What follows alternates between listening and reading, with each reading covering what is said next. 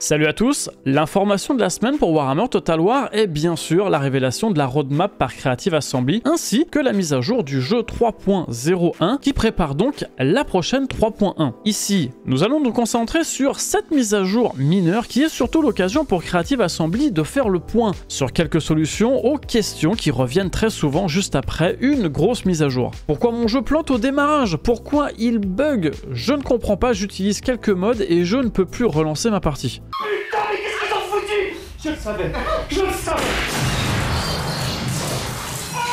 Typiquement, la mise à jour 3.0 au moment de cette vidéo n'y échappe pas. Mais ça a déjà été le cas par le passé et ça le sera aussi à l'avenir pour les autres mises à jour importantes du jeu. Voici donc quelques informations venant de Creative Assembly qui pourraient simplement nous aider à mieux comprendre et résoudre ces petits soucis. Premièrement, le patch 3.01 est une mise à jour mineure qui va s'attaquer simplement à ajouter du texte manquant dans la Forge des Nains du Chaos contenu dans le dernier DLC, mais le plus important c'est qu'il va résoudre quelques problèmes de performance liés à la 3.0 notamment, et entre autres pour les détenteurs d'un processeur de 12e ou 13e génération au passage des processeurs plutôt récents. Deuxièmement, Creative Assembly explique que si vous avez des soucis après le téléchargement de la mise à jour, il vous est conseillé de vérifier l'intégrité des fichiers. C'est très souvent ce qui est conseillé lorsqu'un jeu Steam plante, se bloque au lancement ou a des comportements anormaux. Steam tente alors de les réparer afin de retrouver l'intégrité complète du jeu. La démarche est rapide,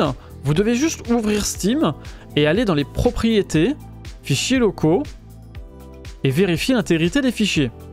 Si les problèmes persistent, il nous précise qu'on peut poursuivre notre demande sur le site d'assistance pour des étapes de dépannage supplémentaires et une assistance. Si nécessaire, le lien est en description de la vidéo. Enfin, dernier point intéressant puisqu'il concerne les mods, Creative Assembly rappelle que les mods sont générés par des utilisateurs externes et qu'ils peuvent donc avoir des problèmes de compatibilité avec les nouvelles mises à jour du jeu. Et ce jusqu'à ce que le créateur du mod fasse sa mise à jour en conséquence de son propre mod. Si nous rencontrons des problèmes de performance ou de stabilité après une mise à jour, il nous est donc recommandé de désactiver tous les mods que l'on utilise en attendant. Il suffit d'aller dans le gestionnaire des mods, ici, et les désactiver. À titre d'exemple, lors de mises à jour importantes, je n'utilise que deux modes graphiques en réalité.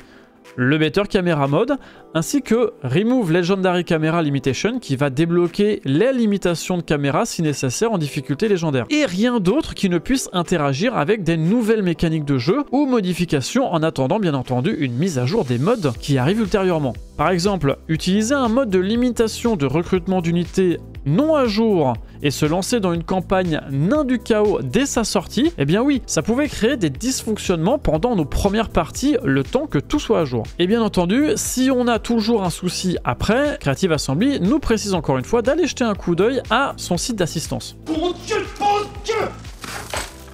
Mais qu'est-ce qui s'est passé? En espérant que cette vidéo puisse vous aider et en attendant la prochaine mise à jour, je vous dis à très bientôt et bonne bataille à vous.